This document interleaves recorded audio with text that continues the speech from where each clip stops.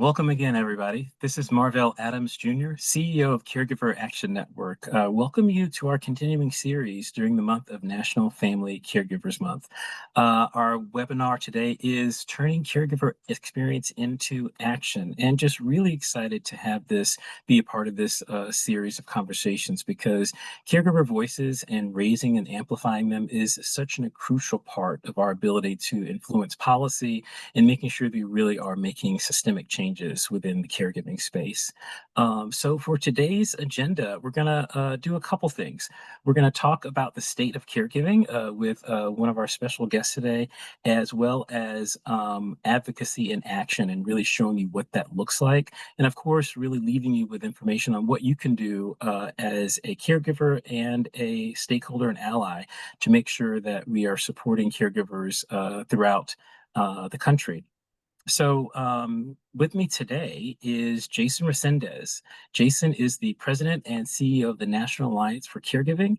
And for those of you that don't know Jason, even though I think many of you are well aware of him, he is an absolute rock star when it comes to not only leading research and policy and systems change initiatives in the caregiving space, but really making sure that we amplify and hold up the core aspects of caregiving that really impact our ability to influence legislators and, quite frankly, deliver bigger and better changes and infrastructure for caregiving. So, Jason, welcome.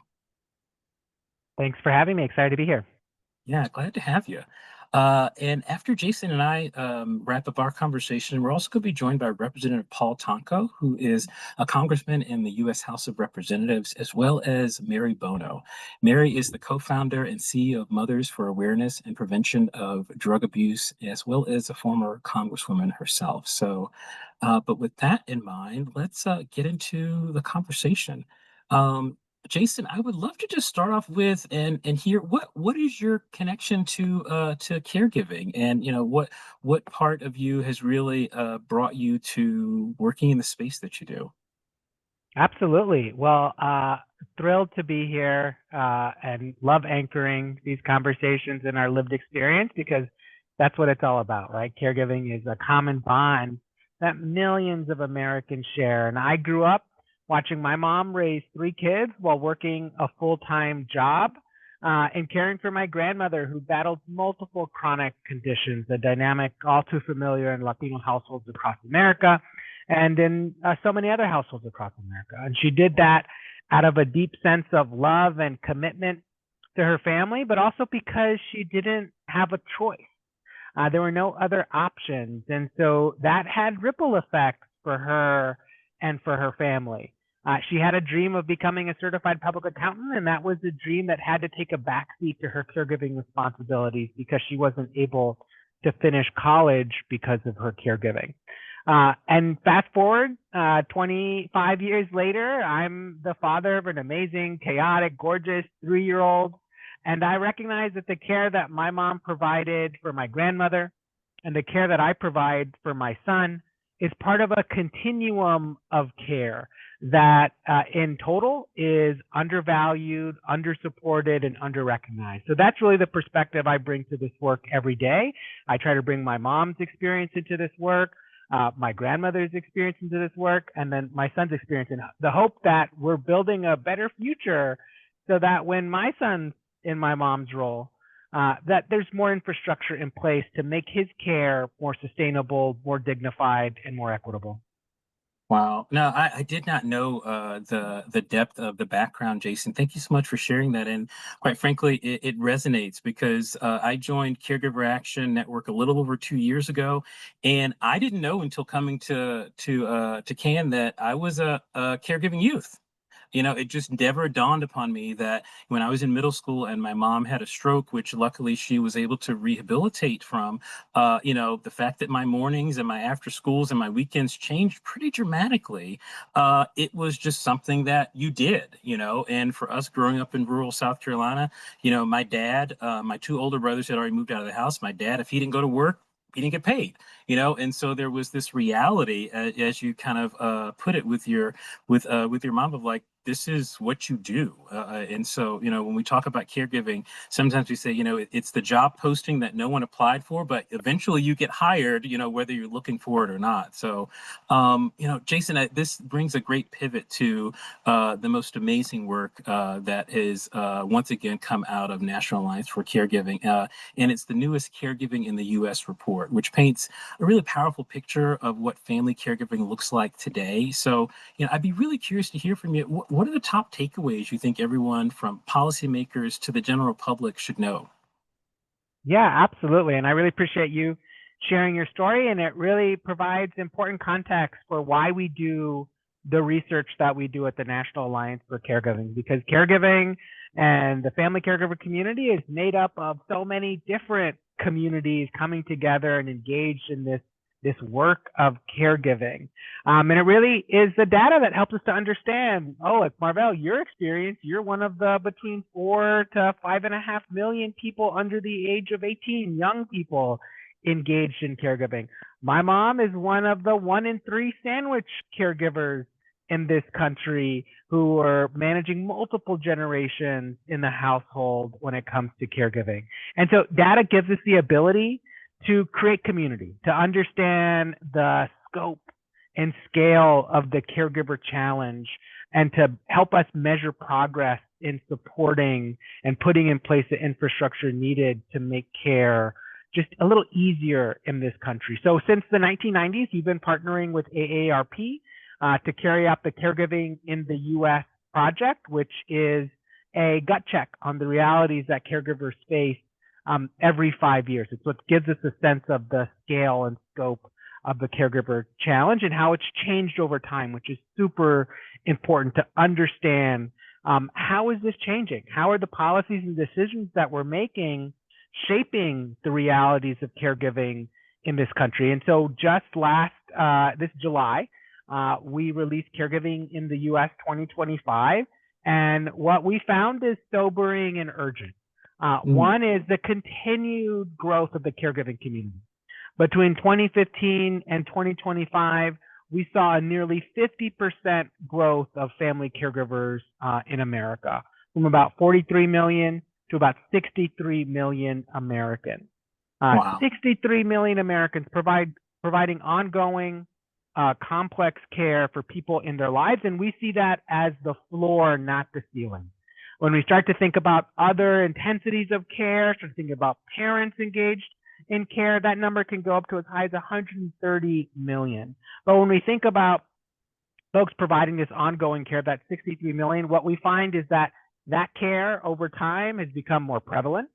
It's become more complex. Family caregivers are juggling more and more complex care. Nearly 60% of family caregivers are engaged in assisting with complex medical and nursing tasks. We see that they're providing care for people with more medical conditions and health conditions that they have been in the past, and they're providing that care for longer. So the number of family caregivers who've been providing care for 5 years or longer has increased between 2015 and 2025. So caregiving is becoming more complicated. It's becoming more intense. About 60% of family caregivers are in high intensity caregiving situations, and it's lasting longer. So that is the recipe for burnout. It's a recipe for stress and emotional distress, for financial stress. We see that nearly 50% of family caregivers experience at least one negative financial impact due to their caregiving experience. So what our data shows us is that there are more people engaged in family caregiving today than ever before, and the ripple effects of that care are becoming more and more evident when it comes to their financial health, their self-reported health, their emotional health. And it means that we have to do more to recognize and value the contribution of those family caregivers. Wow. So, I mean, that's amazing, Jason. I mean, the fact that you one, we're able to encapsulate such compelling and impactful data in just a few minutes, and really underscoring just the scope of what we're talking about. Because I think it's hard for people to wrap their minds around, like, because caregiving is so personal that you're thinking of your caregiving situation, you're thinking of maybe your friends or your relatives, but to see the tens of millions of individuals across this country that every day are engaging, so you talked about increases almost in everything you talked about. You talked about in the data increases. So can you tell us a little bit more color behind what does it mean, for our country, that this increase is happening, and what's driving the increase? Yeah, there's so many different factors adding to on shaping the data and the reality. I think one is we're in a rapidly aging society, right? We're also in a society where our lifespan does not match our health span. So we have more Americans living longer in poorer health today than ever before.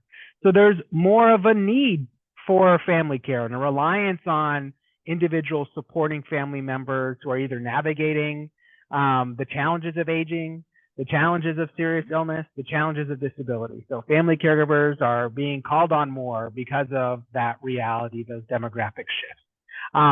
Two, we see more emphasis on long-term services and support. So while that is very fragile, and I'm sure we'll talk about some of those challenges, we have more infrastructure in place for family caregivers to engage in and recognize themselves as family caregivers. And I think that's the other really critical trend that we're seeing, is that there's more of a culture of care today than there's ever been before in society. And that is one of the positive aspects I think that we're seeing, is the visibility around family caregiving and what care looks like.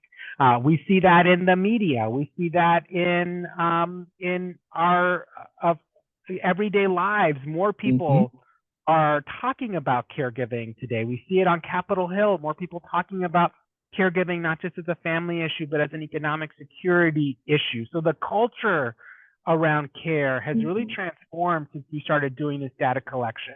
And so I think it's a combination of those factors that are really driving what we're seeing today, and underscores the importance for starting to go beyond visibility to investment and valuing the contributions of those family caregivers. And our data gives us a strong case for making that possible. Yeah, exactly. I mean, you took the words in my mouth. Like the fact that the richness of this data really supports, the advocacy that organizations like yours and mine and many other of our peer organizations around focused on caregiving are really advocating for, and being able to show, with the depth of information that you're able to share. So, and I also love that there's a bit of an ellipsis at the the end of the report when it was first released earlier this year. So correct me if I'm wrong, but you along with AARP, you just released new state level data as well on family caregiving, which gives us even more detail of a picture of what's happening across the country. So what did you learn from these data, and like where were any of the findings or trends that stood out to you or surprised you? Yeah, absolutely. So yes, for the first time, it's very exciting for all the data nerds out there that we have released caregiving in the U.S. data at the state level.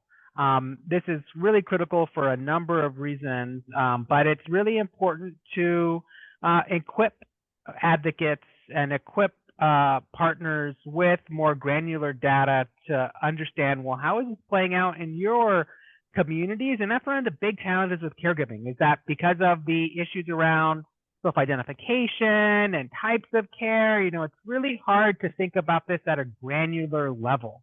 And so state data is a move in the right direction. We'd love to get even more granular, but even looking at the state data gives us a really interesting picture and understanding of how place shapes care in this country.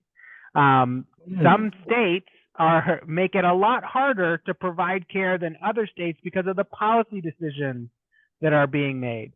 I love to think about, the realities that we see in the caregiving, the financial strain, the emotional strain, the healthcare impacts of caregiving aren't because of caregiving. Caregiving is about love and devotion. It's because of the decisions that we make to not support care and how we support care that create those outcomes. And this state data really brings that to life. So what we see is that in a place like Mississippi, 34% of Mississippi's population are engaged in family caregiving. Yet it's a state that invests the least dollars in home and community-based services. In the South, we see the highest prevalence of family caregiving concentrated in the South, where we see limited investments in home and community-based services. So it shows us that some places, while there's a high prevalence of caregiving, there's not the infrastructure in place to support that care. We've seen in places like North Carolina, 18% of the family caregiver population in North Carolina relies on Medicaid for their healthcare coverage. So they're going to be especially impacted by some of the policy decisions that are being made at the federal level. So having state data enables us to understand how policy decisions that are being made at the federal and state level shape our ability to provide care sustainably and equitably. Wow, I mean, you really took me back there. As a native South Carolinian, like I can immediately think the mindset of like relatives there. One, not identifying as a caregiver, so not even seeing that as a term that resonates with them. I was a long distance caregiver for my mom in the last few years of her life. My older brother, who lived just 5 minutes away, obviously was in a primary caregiving role for her, and I felt this guilt being, this distance, and recognized in his mind, and everything he said to me was, I mean, this is family. We're just doing what we need to do. You're doing what you can do. I'm doing what I can do. And the word caregiver wasn't something that resonated. So even more so, it underscores our need to amplify the awareness around this so that people can self-identify and reach out for resources. And so, it harkens back to, one, memories of being a caregiving youth, but an earlier session we had during the series was talking about intergenerational caregiving. And so we were talking with our colleagues from the American Association of Caregiving Youth, as well as Generations United. I'd be curious to hear from you, as we're seeing a rise in younger caregivers, including millennials and Gen Z, how does that shift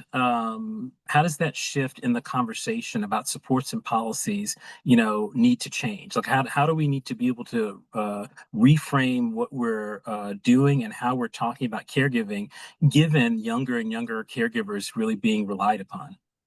Yeah, absolutely. And so I think this is a really important use of the data and of research kind of generally, is to help to shift narratives that are deeply embedded, right? And one of those narratives is kind of like who a caregiver is, right? And people really think of caregivers as,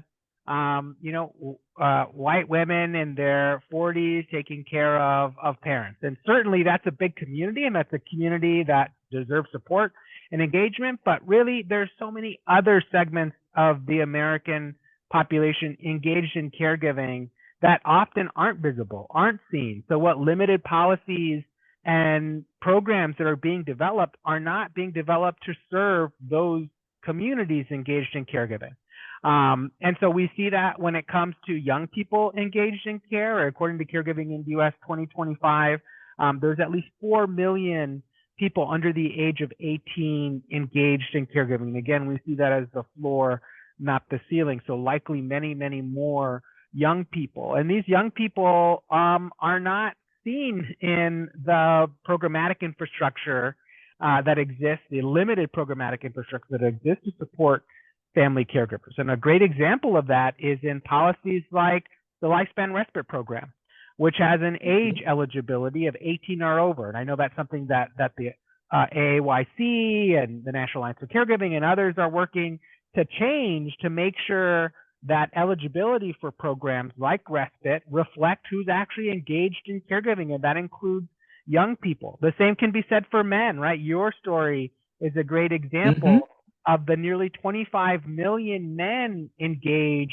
in caregiving. And at the same time, there are very few resources tailored to men engaged in caregiving when it comes to the narrative around who is caregiving, when it comes to support groups around caregiving, when it comes to the organizational infrastructure around caregiving. We're starting to see that change because that community is becoming more visible. But really, that is what we see, and what data can help us to understand is to change the perception on who provides care in America today. And it's much more diverse than we think of. And it's important to then translate that that data into that infrastructure that we need to support young people providing care, the men providing care, the women of color who provide care and continue to shoulder the bulk of our shared caregiving responsibilities with the least support, the least recognition, and the deepest impacts when it comes to things like financial health, when it comes to emotional health. So there's a tremendous opportunity to rethink who's providing this care in this country, and then to build the infrastructure we need to make that care more sustainable. Yeah, I mean, you really, my friend, you're speaking my mind, because when you focus on, kind of the somewhat sexist and ultra, older terminology of thinking of like what caregiving looks like, we've had conversations internally, and certainly since your report came out, about the disparities that are still seen across race and income and access to resources, and also recognizing that supporting caregivers cannot be just about supporting the traditional female women role in the household, that it really has to be about supporting the caregiving circle that really is necessary, and we talk more about creating community. I'd be curious to hear from you, when you start to think about the need for community to come together in order to make caregiving really work, just knowing the intergenerational component of it, the changing demographics. Can you talk to us a little bit about, what does it look like when it comes to caregiving in the community, and some of the things that are really important to kind of shine a light on?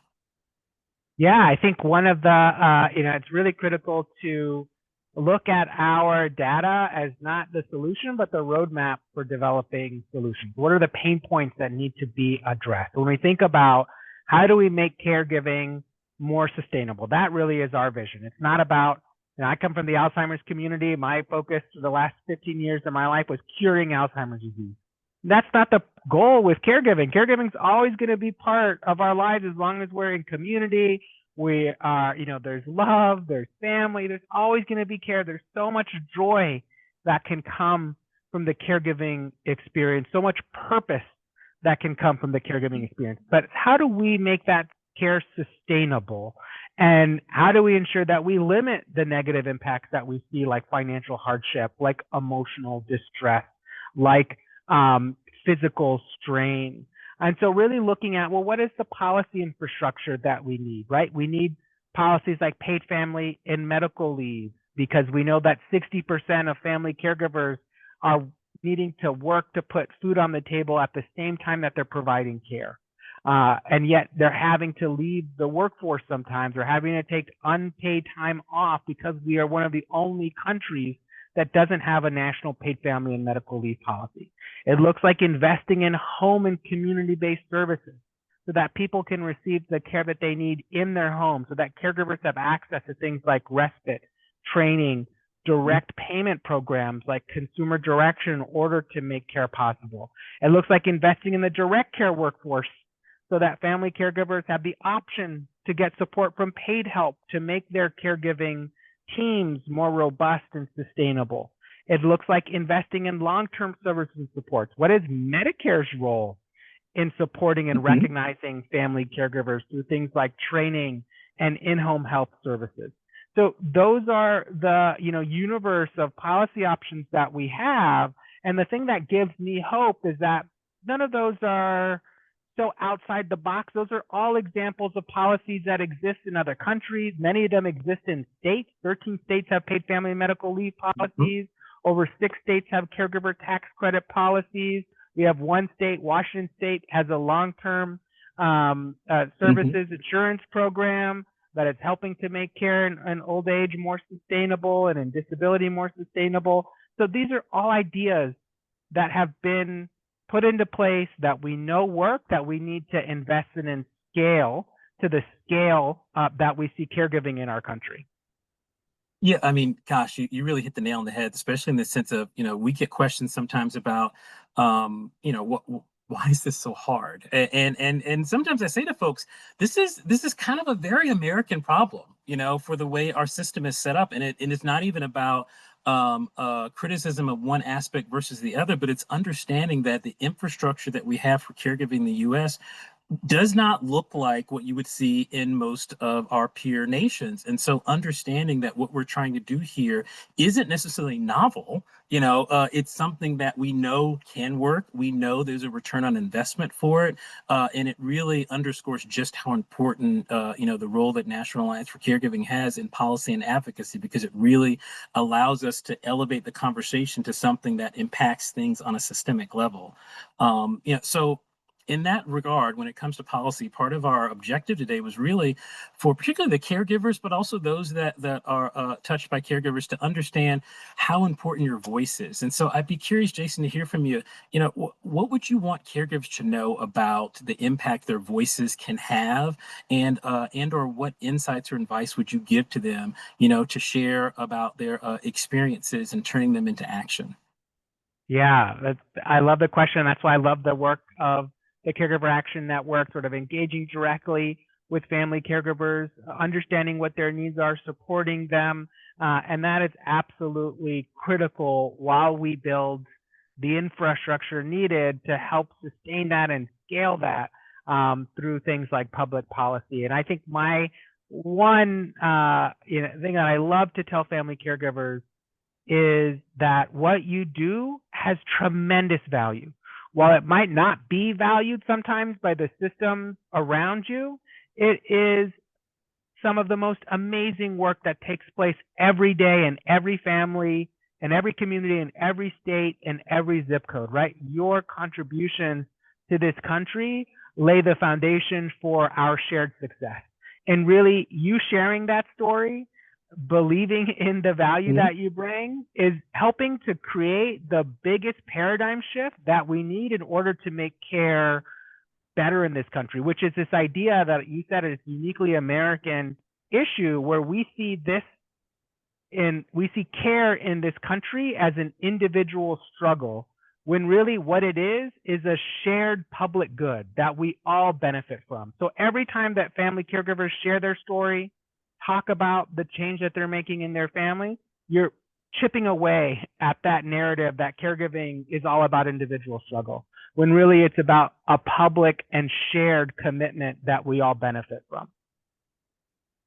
Well put. I mean, there's a reason that there's the saying, it takes a village, because it truly does. And without that type of lens to look through when it comes to caregiving, when it comes to advocacy and policy, we really are going to be constantly playing catch up, as opposed to really providing those supports and services and meeting caregivers where they are. This has really been a great conversation, Jason. I really appreciate you taking the time and sharing the data out of Caregiving in the U.S. Report that recently came out.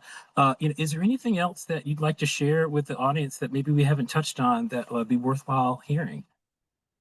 No, just I want to say thank you for everything that y'all are doing to ensure that family caregivers are seen and supported, have community.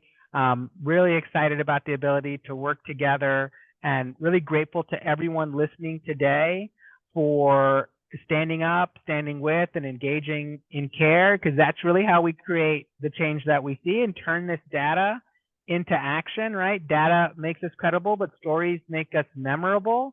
And that's where you come in. So really thrilled about the road ahead because of conversations like these.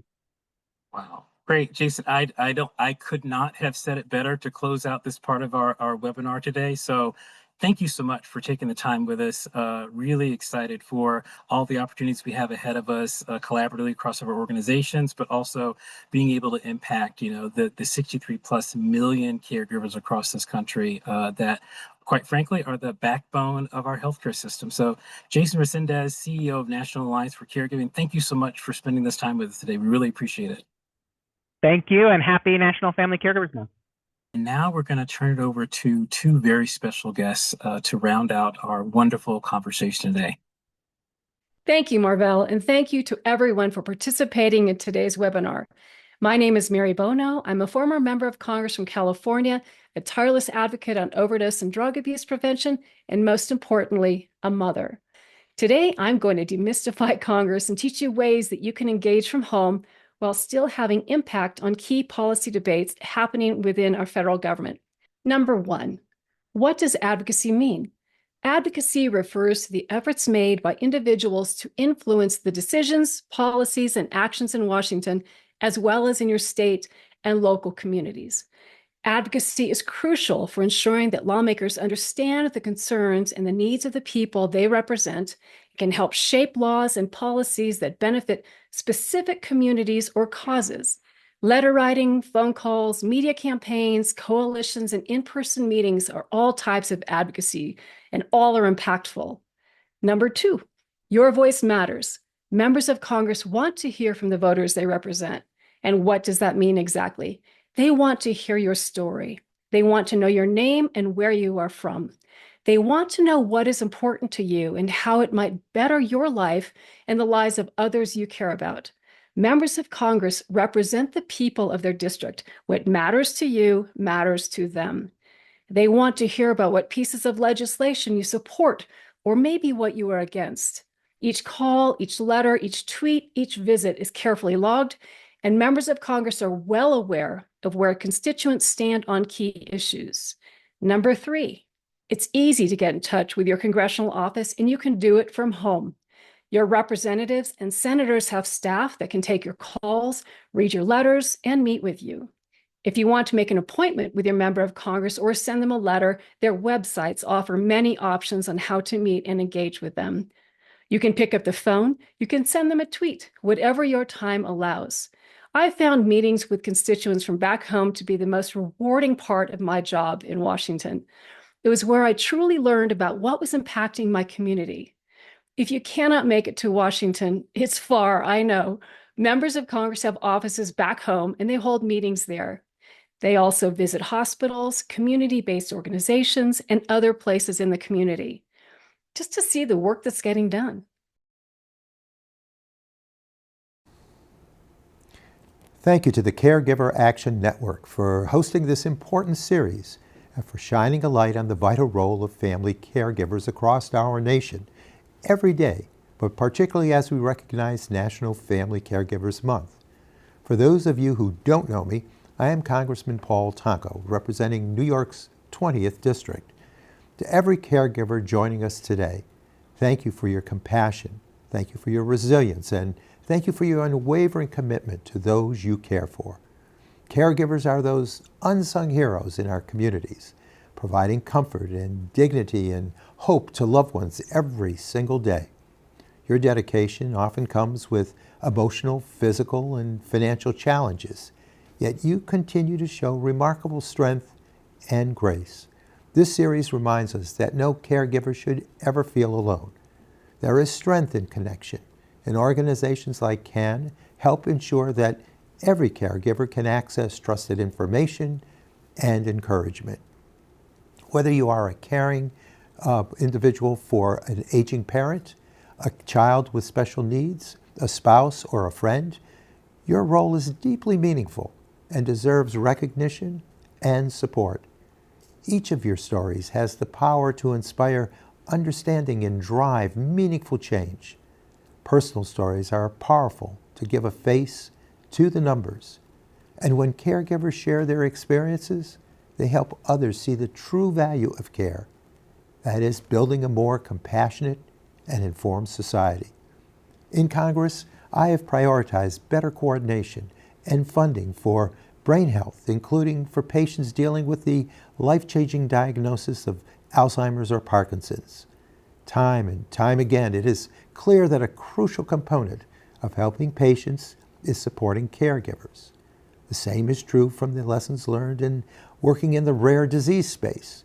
Caregiver voices matter, and their role needs to be supported throughout the federal programs in these spaces. With your voices, together we can inspire a national movement to support the needs of caregivers. As we close this National Family Caregivers Month series, let's carry forward this message. Caring for others is one of the highest expressions of humanity. Thank you for all that you do, and please continue to stay connected to the Caregiver Action Network and the many resources available to help you on your journey. With that, again, my humble thanks. I just want to take a moment to thank our generous sponsors that have really made this webinar series possible and our entire Plug Into Care campaign. As you can see here, it represents organizations across the country and across the globe that center caregiving in everything they do and making it possible for family caregivers across the country to really be there for their loved ones, feel supported, and ensure that really they can do their best by ensuring that their loved ones can thrive. So thanks so much to our sponsors. And in addition to that, I want to make sure everyone has the information they need. So reach out to us in any way that is most comfortable for you. Do it often. And you can reach out to us on the web at caregiveraction.org. But also know that we're just a phone call away at our caregiver help desk, our National Caregiver Help Desk, which also now has a downloadable app that you can find. And so feel free to check that out. As always, our resources are of no cost to caregivers. And so whether you engage with us through our website, through our social media, welcome you to join our Facebook group as well. But no matter what, just know you are not alone, and Caregiver Action is here to stay connected with you.